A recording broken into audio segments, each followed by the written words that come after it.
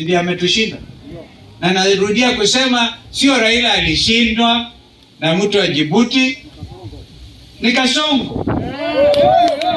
Kasongo alishindwa kwa sababu ya kutokuwa na uhusiano mzuri na marais wengine. That is the whole thing. Because Raila alikuwa hata apigi kura, marais wenyewe ndio anapiga kura.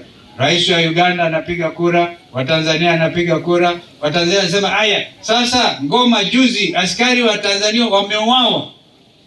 Mji wa Ngoma ukachukuliwa. Wa Burundi akasema vile vile. Tshisekedi wa DRC watu wanazidi kuuawa, ukiangalia picha zaidi ya watu 5,000 people wanazikwa kwa open graves. South Africa wao askari wao wameuawa pia Ngoma. Sasa na Uhuru alikuwa anafanya hiyo kazi vizuri, wakamwonea wivu, akaambiwa kitu ambacho ameanzisha Uhuru hakina maana, kutoka mauaji ndio hayo. Kwa hivyo lazima tuangazie mambo ya uongozi Kenya.